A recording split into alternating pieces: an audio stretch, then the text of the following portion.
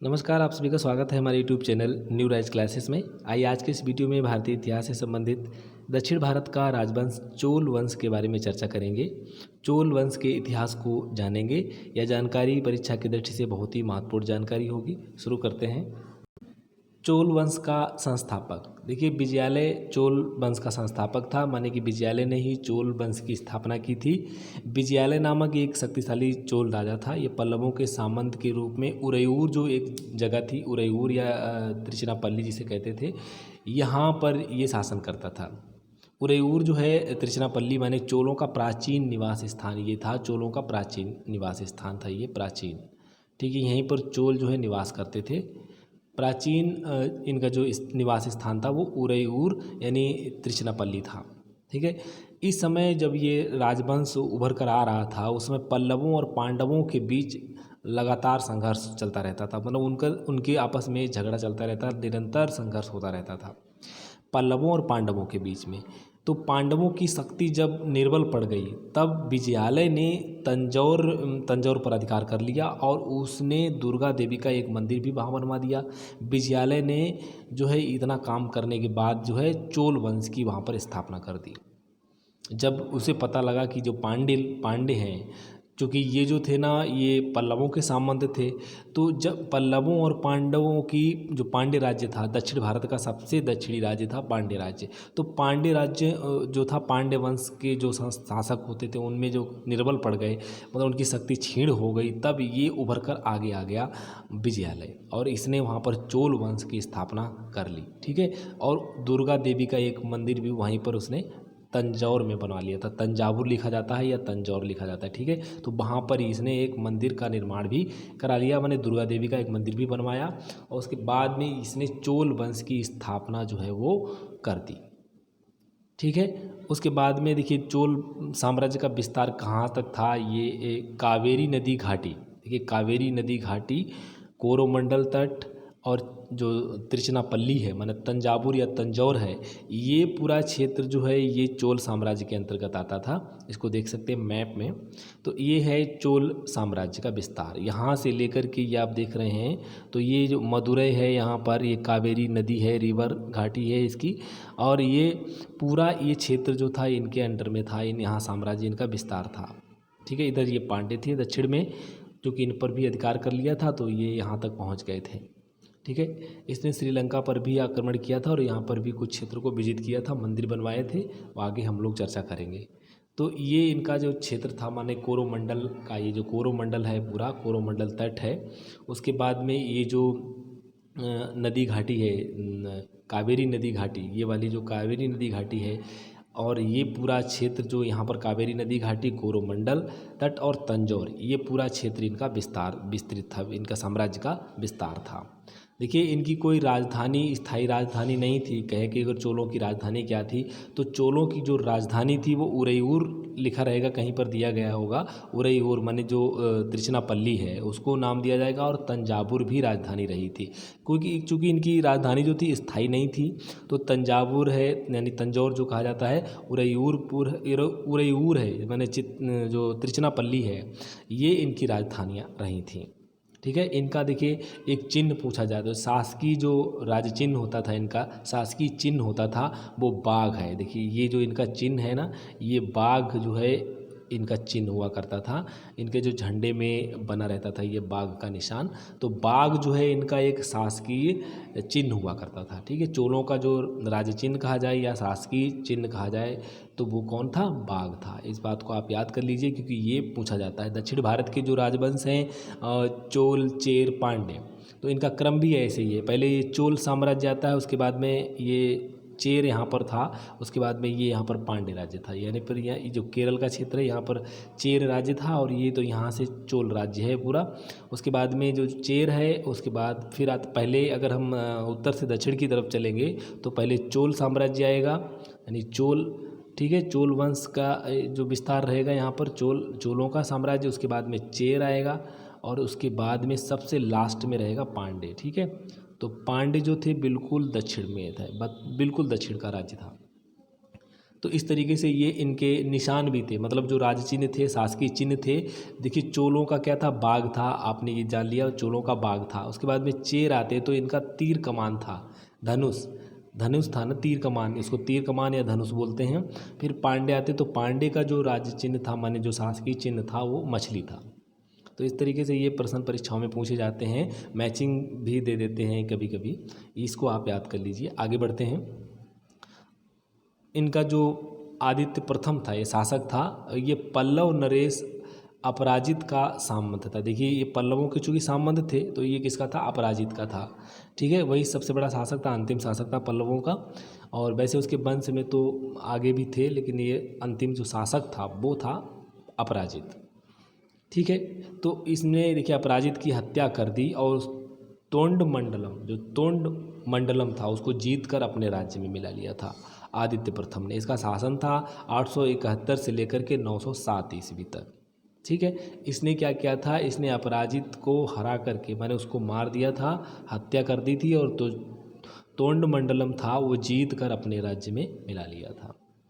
अगले हैं परांतक प्रथम। देखिए इनका शासन जो था वो था 907 से लेकर के 955 ईस्वी तक। अब देखिए इनमें इन्होंने क्या इन्होंने क्या महत्वपूर्ण कार्य किए हैं। इन्होंने पांड्यों से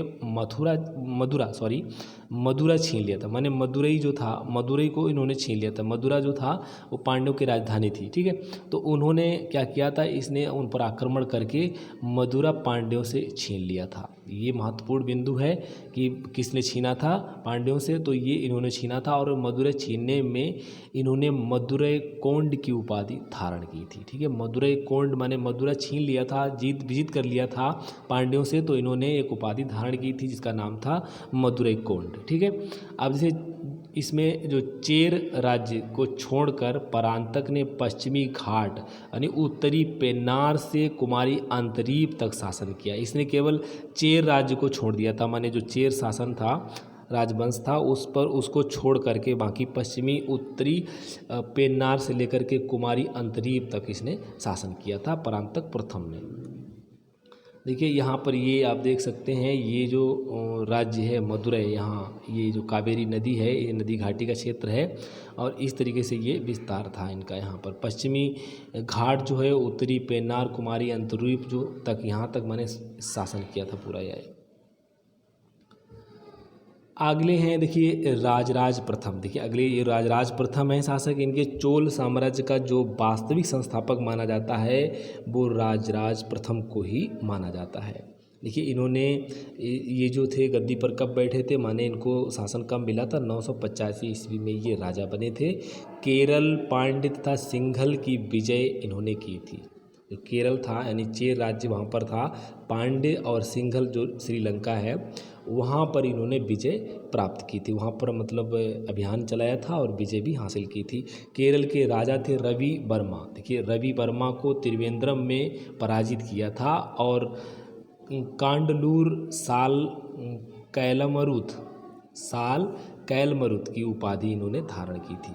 ठीक है, जब भी मतलब कोई विजय अभियान सफल होता था, विजय किसी आक्रमण में कोई स्थान को, किसी राजधानी को, कोई राज्य क्षेत्र विजित करते थे जब ये दूसरे राजाओं का, तो ये कोई न कोई उपाधि धारण करते थे। तो इन्होंने रवि वर्मा को त्रिवेंद्रम में पराजित किया। ये केरल के राजा थे और इन्होंने फिर कांडलूर साल कैमरूत की उपाधि धारण की थी। राजराज ने सिंघल में देखिए कि शिव मंदिर बनवाया था। सिंघल में एक शिव मंदिर बनवाया का निर्माण किसने कराया था, ये परीक्षाओं में पूछा जाता है कि सिंघल में यानी श्रीलंका में शिव मंदिर किसने बनवाया था चोल शासकों में। तो राजराज ये प्रथम थे, इन्होंने एक वहाँ पर शिव मंदिर बनवाया था। पश्चिमी गंगेय कल्याणी के पश्चिमी चालुक्य, बेंगी के पूर्वी चालुक्य से इनका युद्ध हुआ और इन्होंने इनको जो है युद्ध किया तथा साम्राज्य जो था इनका विस्तार कर डाला। इन्होंने इनसे युद्ध करने के बाद वहाँ पर इनको क्षेत्रों को विजित किया और तुंगभद्रा नदी तक इन्होंने अपना साम्राज्य का विस्तार कर लिया था। यानी तुंगभद्रा नदी तक फैल गया था इनका साम्राज्य। उसने चोल, मार्तंड, राजाश्रय आदि उपाधियां ग्रहण की थी। देखिए ये भी चोल मार्तंड इसको कहा जाता है, राजराज प्रथम को चोल मार्तंड। ठीक है। राजाश्रय ये भी इसकी उपाधि है, और इन्होंने ही राजराजेश्वर मंदिर भी बनवाया था। देखिए जो राजराजेश्वर मंदिर है, जो राजराजेश्वर मंदिर है, ये किसने बनवाया था? राजराज प्रथम ने बनवाया था। आगे हम इसकी चर्चा करेंगे मंदिरों के बारे में। और इसी ने ही शिवपाद शेखर की उपाधि भी धारण की थी। देखिए ये शिवपाद शेखर जो चोल राजवंश था, इसमें शिवपाद शेखर की उपाधि बहुत ही महत्वपूर्ण है, ये परीक्षाओं में पूछी भी जा चुकी है। तो शिवपाद शेखर की उपाधि धारण करने वाला चोल शासक कौन था? राजराज प्रथम। अगले हैं राजेंद्र प्रथम। देखिए इनको राजेंद्र चोल भी कहा जाता है, ठीक है। राजेंद्र प्रथम है, इनको राजेंद्र चोल कहीं कहीं लिखा रहेगा, तो राजेंद्र चोल इनको कहा जाता है। ये जो थे 1014 से लेकर के 15 ईस्वी में गद्दी पर ये बैठे। राजराज प्रथम का उत्तराधिकारी था ये। और सिंघल माने लंका पर पूर्ण विजय प्राप्त की थी। माने इन जो राजराज प्रथम थे उन्होंने कुछ ही क्षेत्र विजित किया था और वहाँ पर मंदिर बनवाया था। कौन सा मंदिर बनवाया था? शिव मंदिर बनवाया था, ठीक है। उसके बाद में जब राजेंद्र प्रथम आए यानी राजेंद्र चोल आए, इन्होंने पूर्ण रूप से लंका पर विजय प्राप्त कर ली थी। तो ये प्रश्न बनता है यहाँ पर जो सिंघल पर माने लंका पर पूर्ण विजय प्राप्त करने वाला, पूर्ण विजित करने वाला, लंका को या सिंघल को पूर्ण विजित करने वाला चोल शासक कौन था? तो राजेंद्र चोल या राजेंद्र प्रथम नाम दिया रहेगा। केरल पांड्य पर भी विजय प्राप्त की थी। पश्चिमी चालुक्यों तथा कलिंग पर विजय प्राप्त की थी। गंगा घाटी में अभियान किया था तथा गंगैकोंड की उपाधि ग्रहण की थी। देखिए गंगा घाटी में जो उधर उड़ीसा बंगाल की तरफ बढ़ते हैं हम, तो वहाँ पर गंगा घाटी का जो अभियान इन्होंने किया था, तो उसमें बंगाल की तरफ, तो वहाँ पर जब गंगा घाटी में अभियान किया और वहाँ पर विजय प्राप्त की, तो इन्होंने उपाधि धारण की थी गंगैकोंड की उपाधि, ठीक है। गंगैकोंड की ये उपाधि बहुत पूछी जाती है। गंगैकोंड की उपाधि किसने धारण की थी? तो ये राजेंद्र चोल या राजेंद्र प्रथम थे। बंगाल के पाल शासक महीपाल तथा गोविंद चंद के ऊपर आक्रमण किया था इन्होंने। और दक्षिण पूर्व एशिया की विजय की, जो दक्षिण पूर्व एशिया थी उसमें भी इन्होंने विजय अभियान किए थे, जिसमें जावा, सुमात्रा, मलय, प्रायद्वीप आदि थे। इन पर भी इन्होंने आक्रमण किया था, इनको मतलब विजित किया था, इन पर भी विजय प्राप्त की थी। देखिए इनका जो इतने जो मैंने शासक बताए हैं ये भी बहुत महत्वपूर्ण शासक थे, इतने ही। अब देखिए इसमें बहुत सारे शासक हुए, इनका क्रम तो कभी याद करना बहुत मुश्किल पड़ जाएगा। इनके बाद में आते हैं राजाधिराज प्रथम हैं, राजेंद्र द्वितीय हैं, वीर राजेंद्र हैं, कुलोत्तुंग प्रथम हैं, कुलोत्तुंग द्वितीय हैं, और उसके बाद में राजेंद्र तृतीय हैं। तो राजेंद्र तृतीय के बारे में थोड़ा हम जान लेते हैं। राजेंद्र तृतीय जो हैं इनके बारे में देखिए, राजेंद्र तृतीय जो थे ये अंतिम शासक थे। राजेंद्र तृतीय 1279 ईस्वी में ये जो मतलब ये जो शासन था, जो राजवंश था, ये शासक कुलशेखर जो थे उनके हाथों ये पराजित हुआ, ये राजेंद्र तृतीय, और पांड्यों का शासन वहाँ पर पुनः स्थापित हो गया था। माने पहले इन्होंने पांड्यों की शक्ति कमज़ोर देख कर के ही इसकी स्थापना करी थी विजयालय ने, लेकिन फिर ये कुलशेखर आया, बहुत ही शक्तिशाली था, पराक्रमी था, और इसने जो है राजेंद्र तृतीय को हरा करके फिर दोबारा से इसने पांड्य राज्य स्थापित किया था। माने पांड्यों को पांड्य शासन में इसको पराजित कर और पांड्यों का शासन फिर से दोबारा से ये शासन करने लगे थे, पांड्य राज्य हो गया था। तो इतनी जानकारी इनके बारे में हमको मिलती है। अब इसमें एक महत्वपूर्ण बिंदु ये जुड़ता है कि एक प्रश्न परीक्षाओं में पूछा जाता है कि जो तंजावुर है माने तमिलनाडु, जो तंजावुर क्षेत्र है ये तमिलनाडु का तंजावुर है, ये तमिलनाडु में है। माने किस, ये प्रश्न आता है परीक्षाओं में कि किस चोल साम्राज्य ने शिवपाद शेखर की उपाधि धारण की तथा तंजौर जो तमिलनाडु में राजेश्वर नाम से शिव मंदिर बनवाया था, ठीक है। तो यही नाम रहेगा, किसका नाम रहेगा? ये राजराज प्रथम का नाम रहेगा, जो पीछे हम पढ़ चुके हैं, ठीक है। अब एक बात और इसमें प्रश्न पूछा जाता है इस तरीके से कि वह कौन चोल शासक था जिसने मतलब जिसके अंदर शिव के प्रति अतिशय माने अगाध भक्ति थी उसके अंदर, उसके कारण उसने चिदम्बरम जो मंदिर है, चिदम्बरम के बारे में बताएंगे आपको। चिदम्बरम मंदिर में जो रखी गई एक गोविंदराज विष्णु की मूर्ति उखाड़ कर समुद्र में फेंकवा दिया था। कौन ऐसा चोल शासक था जिसके अंदर शिव के प्रति बहुत अतिशय भक्ति थी और उस कारण उसने चिदम्बरम मंदिर जो था, चिदम्बरम मंदिर, ठीक है, चिदम्बरम मंदिर में रखी गई गोविंद राज विष्णु की मूर्ति को उखाड़कर समुद्र में फेंकवा दिया था। तो ये नाम आता है, किसका नाम पूछा जाता है, एक कुलोत्तुंग द्वितीय का नाम आता है। ठीक है, ये नाम आप याद लिखिए, मैंने यहाँ पर लिखा नहीं है, तो आप इसको नाम है कुलोत्तुंग द्वितीय। ठीक है, ये सेकंड था, मतलब कुलोत्तुंग द्वितीय के बारे में कहा जाता है कि उसमें शिव के प्रति अगाध प्रेम था, माने अतिशय भक्ति थी, उस कारण उसने चिदम्बरम मंदिर जो था उसमें रखी गई गोविंदराज विष्णु की मूर्ति थी चूँकि, और उसको उखाड़ कर समुद्र में फेंकवा दिया था। ठीक है, तो ये कुलोत्तुंग द्वितीय का नाम आएगा, यही शासक था। अगला देखिए, इसमें जो साहित्य है, साहित्य के बारे में जान लेते हैं कि जो चोल सन में जो साहित्य थे उन कौन कौन से साहित्य थे। देखिए, ब्रह्मसूत्र पर भाष्य श्री भाष्य लिखा गया, ये किसने लिखा था, ये रामानुज ने लिखा था। रामानुज जो थे ये जो जो ये दिए हुए हैं कुलोत्तुंग प्रथम के शासनकाल में हुए थे ये सब। देखिए, कलिंग तुरणी, ये जयंगोदार इनके रचनाकार हैं। ये तमिल रामायण अथवा रामावतार इनके रचनाकार कंबन हैं। वीर सोल्यम जो हैं इनके रचनाकार जो है वो बुद्ध मित्र हैं। इसमें आपको ये जो श्री भाष्य है, ये रामानुज का जो ब्रह्मसूत्र पर भाष्य श्री भाष्य, तो ये बहुत महत्वपूर्ण एक साहित्य है। और ये इसके बाद ये तमिल रामायण जो है, तमिल रामायण के रचनाकार पूछा जाता है प्रश्न परीक्षाओं में, या रामावतार लिखा रहेगा, तो ये किसकी है, तो ये कंबन की रचना है। ठीक है, दक्षिण कवि थे ये, चोल वंश में हुए, तो इनका नाम था कंबन। ठीक है, इन्होंने तमिल रामायण लिखी थी अथवा रामावतार के नाम से भी जानी जाती है। ठीक है, उसके बाद वीर सोल्यम एक रचना है जो बुद्ध मित्र की है, ये आप याद कर लें, ये परीक्षाओं में पूछे जाते हैं, विशेषकर नेट की जो तैयारी कर रहे हैं उनके लिए बहुत ज़रूरी है। आगे देखिए बढ़ते हैं, चोल जो प्रशासन था इसकी क्या इकाइयाँ थी, चोल प्रशासन की जो इकाइयाँ थी वो कौन कौन सी थी उसको हम जान लेते हैं। देखिए, चोल प्रशासन की जो इकाइयाँ थी, मंडलम पहली थी, मंडलम ये बड़ी थी, यानी कि प्रांत को मंडलम कहा जाता था। मंडलम जो है वो प्रांत को कहा जाता था। उसके बाद में आती है दूसरे नंबर कोट्टम या बलनाडु। तो बलनाडु ये पूछा जाता है, बलनाडु का नाम ज़्यादातर रहता है। तो बलनाडु क्या था, ये परगना था। ठीक है, नायडू या नाडू लिखा रहेगा कहीं पर, तो नाडू या नायडू, तो ये क्या होता था, ये होता था जिला। ठीक है, नाडू माने जिला रहता था। ठीक है, नायडू या नाडू लिखा रहेगा तो वो जिला रहेगा, बलनाडु परगना रहेगा। फिर नाटार एक थी, नाटार एक सभा हुआ करती थी, तो ये नाटार जो थी नाडू की सभा होती थी, माने जिला की एक सभा होती थी।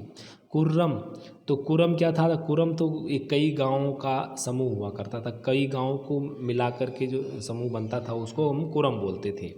ठीक है, उसके बाद में देखिए ग्राम सभा होती थी, ग्राम सभा। तो ग्राम सभा का काम क्या था, ग्राम सभा जो थी भू राजस्व वसूलने का, जो राजस्व लिखा है यहाँ पर, भू राजस्व वसूलने का कार्य जो थी उसमें ग्राम सभा करती थी। ये बहुत ही बहुत महत्वपूर्ण बिंदु है कि ये चोल शासन में, यानी चोल वंश में, चोल साम्राज्य में जो भू राजस्व वसूलने का कार्य किसको मिलता था, कौन करता था, इस तरीके से प्रश्न पूछा गया है, नेट में पूछा भी जा चुका है। तो उसमें नाम दिए रहते थे, मतलब ये शासकों में एक इकाइयाँ नाम दे रखी थी, कौन होते, बैरियर होते थे या मुकद्दम होते थे, खुद होते थे, कौन होते थे, ग्राम सभा का भी नाम उसमें रहता है। तो वहाँ पर देखिए प्रशासन की सबसे छोटी इकाई जो थी वो ग्राम सभा ही थी, और ये भू राजस्व वसूलने का कार्य जो थी वो ग्राम सभा करती थी। ठीक है, और ये जो ग्राम सभा थी ये केंद्रीय नियंत्रण से मुक्त होकर, केंद्रीय नियंत्रण इस पर नहीं होता था, स्वतंत्र रूप से कार्य करती थी। ये प्रशासन की सबसे छोटी इकाई थी। कौन सी, ग्राम सभा। देखिए, इस पर केंद्रीय नियंत्रण इस पर नहीं होता था, उससे ये मुक्त थी और फ्री होकर के काम करती थी। और भू राजस्व वसूलने का कार्य जो है वो ग्राम सभा का होता था।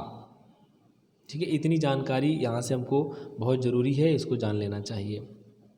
आगे बढ़ते हैं। देखिए आगे इसी में ग्राम प्रशासन जो था, अब ग्राम प्रशासन चूँकि ग्राम सभा बहुत महत्वपूर्ण हो गई, चूँकि ग्राम भू राजस्व वसूलने का काम जो था वो ग्राम सभा का था, तो अब ग्राम सभा इतनी महत्वपूर्ण हो गई कि उसमें भी काम बढ़ गए।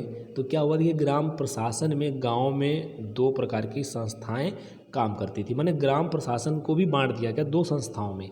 एक पहली थी उसमें एक उर संस्था थी, वो दूसरी संस्था थी सभा या महासभा उसको बोलते थे। ठीक है, तो उर ये सामान्य मनुष्यों की संस्था होती थी। उर में जो कौन लोग रहते थे वो सामान्य मनुष्य हुआ करते थे। कौन होते थे? सामान्य मनुष्य। ठीक है, ये सामान्य मनुष्यों की संस्था होती थी। सामान्य मनुष्यों की समझ, ये व्यक्तियों की कहा जाए, ये सामान्य मनुष्यों की संस्था होती थी। ठीक है, इसमें सामान्य मनुष्य इसके सदस्य हुआ करते थे। अगली जो थी सभा या महासभा, तो इसमें कौन लोग होते थे? देखिए ये जो सभा या महासभा थी, इसमें कई समितियां बना दी जाती थी कार्य करने के लिए। तो जिसमें एक बारियम थी। देखिए बारियम एक समिति थी, मतलब इसकी थी सभा या महासभा की नाम दिया रहेगा। तो बारियम एक समिति थी, मतलब इसमें काम करने के लिए कामों को बांटा जाता था। उसमें कई काम रहते थे, तो उसमें समितियां बना दी जाती थी कि इस समिति को ये काम दिया गया, उस समिति को ये काम दिया जाएगा। तो इस तरीके से बहुत सारे काम रहते थे। मंदिरों का प्रबंधन है, मंदिरों का निर्माण है, या और भी जो सामाजिक निर्माण कार्य हैं, ठीक है, समाज हित में है, तो उन सबको मतलब जो समितियाँ होती थी उनमें ये बांट दिया जाता था। तो जो बारियम है, देखिए बारियम जो थे इसको ये समितियाँ कहलाती थी। ये क्या है? बारियम क्या है? ये समितियाँ हैं। ठीक है, समिति। ठीक है, बारियम जो होती थी वो समितियाँ होती थी, यानी समिति होती थी। अब जो सभा होती थी, ये महासभा या इसको सभा का नाम दिया रहेगा, तो सभा जो होती थी यही इसको समितियां बनाती थी, और सभा द्वारा बनाई समिति होती थी ये। ठीक है, इसकी जो नियुक्ति होती थी, मतलब जो नियुक्त व्यक्ति होते थे, जिसमें समिति में जो नियुक्त व्यक्ति होते थे, कौन कौन व्यक्ति इसमें नियुक्त किए जाएंगे, तो वो जो नियुक्त व्यक्ति होते थे माने समिति के सदस्य होते थे। जो समिति होती थी बारियम, और इसके जो सदस्य होते थे उनको बारियर कहा जाता था। ठीक है, बारियर अभी भी नाम वहाँ पर मिल जाएंगे आपको दक्षिण भारत में। तो बारियर जो थे ये समिति के सदस्यों को कहा जाता था, माने जो समिति में जो व्यक्ति होते थे उनको बारियर कहा जाता था। ठीक है, यह एक विशेष कार्य के लिए बनाई जाती थी, जैसे मंदिर का निर्माण मैंने बताया, या प्रबंधन का करना होता था, इसलिए इसको निर्माण किया जाता था। तो इतनी जानकारी इसके प्रशासन के बारे में, बहुत ही महत्वपूर्ण जानकारी है। अगला देखिए, इसमें जो मंदिर निर्माण है, मंदिरों का निर्माण है, वो किसने कराया था? मंदिरों का निर्माण तंजावुर का राजेश्वर अथवा बृहदीश्वर मंदिर, इसका निर्माण जो है कराया था किसने? राजराज प्रथम ने। तंजावुर का ये मंदिर बहुत पूछा जाता है। राजराजेश्वर मंदिर जो है इसका निर्माण किसने कराया था? या इसको तंजावुर का या तंजावुर लिखा होगा या तंजौर लिखा होगा। ठीक है, तंजौर लिखा है यहाँ पर। इसका जो बृहदीश्वर मंदिर है इसका निर्माण जो है राजराज प्रथम ने कराया था। अगला देखिए, इसमें दारासुरम का एरावतेश्वर मंदिर, जो एरावतेश्वर मंदिर है दारासुरम का एरावतेश्वर मंदिर का निर्माण जो है राजराज द्वितीय ने कराया था। त्रिभुवनम का काम्प हरेश्वर मंदिर, ठीक है, त्रिभुवनम का काम्प हरेश्वर मंदिर, ये बड़े नाम वैसे हैं, याद करने में बड़ी दिक्कत होती है इनको। ठीक है, काम्प हरेश्वर मंदिर जो है ये कुलोत्तुंग तृतीय ने इसका निर्माण कराया था, कुलोत्तुंग तृतीय। ठीक है, अगला है देखिए, जो गंगैकोंड चोलपुरम का बृहदीश्वर मंदिर का निर्माण, ये राजेंद्र चोल, ये राजेंद्र प्रथम नाम रहेगा। तो ये गंगैकोंड चोलपुरम की जो पुरम का बृहदीश्वर मंदिर है, इसका निर्माण जो है वो राजेंद्र चोल ने कराया था। गंगैकोंड की उपाधि भी राजेंद्र चोल या राजेंद्र प्रथम ने धारण की थी। तो सबसे महत्वपूर्ण इसमें एक तो जो राजराजेश्वर मंदिर है ये है, दूसरा है ऐरावतेश्वर मंदिर, फिर जो है इसमें जो गंगैकोंड चोलपुरम का बृहदीश्वर मंदिर है, ये बहुत ही महत्वपूर्ण मंदिर हैं। आप इसमें ज़रूर याद कर लें, अगर नेट की तैयारी कर रहे हैं तो आपको सारे मंदिर याद होने चाहिए, क्योंकि उसमें मैचिंग पूछ देगा तो बड़ी दिक्कत आएगी। ठीक है, आगे बढ़ते हैं। देखिए, ये है चिदम्बरम मंदिर। देखिए, जो नटराज मूर्ति आप देखते हैं, ये जो नटराज की प्रतिमा है, ये प्रश्न पूछा जाता है कि नटराज की जो मूर्ति है ये कहाँ स्थित है, किस मंदिर में स्थित है और किसने इस मंदिर का निर्माण कराया था। तो ये चोल वंश ने जो है चिदम्बरम का मंदिर बनवाया था। और ये जो नटराज मूर्ति है, प्रतिमा है, इसका निर्माण जो है वो माने चोल वंश में हुआ था। विक्रम चोल ने इसका निर्माण कराया था तमिलनाडु में। ठीक है, तो आप देखिए जो ये जो मंदिर आप देख रहे हैं ये है चिदम्बरम मंदिर। ये बनवाया था विक्रम चोल ने। ठीक है, तमिलनाडु में ये स्थित है। अब उसमें मूर्ति जो है किसकी मूर्ति है, तो ये मूर्ति वहाँ पर स्थित है नटराज की। तो ये किसकी मूर्ति है, नटराज जो मूर्ति आप देखते हैं ऐसा डांस करती हुई एक मुद्रा है, मतलब नृत्य की मुद्रा है। इसमें ये शिव की मूर्ति है। आप इसको ध्यान रखिएगा, ये प्रश्न परीक्षाओं में पूछा जाता है कि जो नटराज है ये कौन है, किसकी मूर्ति, किसको समर्पित है। तो ये शिव को समर्पित है, ये शिव हैं। ठीक है, इनके हाथ में एक डमरू है, यहाँ पर ये इस हाथ में डमरू है। बाकी आप ये देख रहे हैं नाग का फन भी है। इनके चतुर्भुज वाले हैं, ये 4 भुजाएं हैं और एक पैर नीचे ज़मीन पर है। किसी व्यक्ति के नीचे बौना सा कुछ बना हुआ है। ठीक है, और एक जो पैर है ऊपर को उठा है, मतलब नृत्य की मुद्रा में है। तो जो नृत्य की मुद्रा में इस तरीके से जो ये मूर्ति है नटराज की, नट माने होता है कला। ठीक है, तो वहाँ पर आप देख सकते हैं जो डमरू है यहाँ पर इनके हाथ में, और ये केस हैं इनके, और जो चारों तरफ ये जो दिखाया गया है बलय जो है ये अग्नि बलय है। माने जो रिंग है ये अग्नि का रिंग है, अग्नि है ये। ठीक है, तो अग्नि का घेरा बना हुआ है और ये शिव की मूर्ति है। ठीक है, ये विष्णु की मूर्ति नहीं है, किसी महिला की मूर्ति नहीं है। लग रहा है जैसे किसी महिला की हो, लेकिन ऐसा नहीं है, ये शिव की मूर्ति है। तो नटराज जो है वो मंदिर जो है, नटराज की मूर्ति जो वो शिव को समर्पित है। माने चिदम्बरम मंदिर है जो शिव को समर्पित मंदिर है। और ये जो नटराज मूर्ति है ये शिव की मूर्ति है और इसी मतलब मंदिर में स्थित है, चिदम्बरम मंदिर में। ये प्रश्न पूछा जाता है कि जो नटराज की मूर्ति है इस किस मंदिर में स्थित है, तो ये है चिदम्बरम मंदिर में। और ये कांस्य की है, आप याद कर लीजिएगा। ये मंदिर जो विक्रम चोल थे इन्होंने ये कांस्य की मूर्ति बनवाई थी, कांस्य की। ठीक है, कांस्य की मूर्ति है। तो इतनी जानकारी हमें यहाँ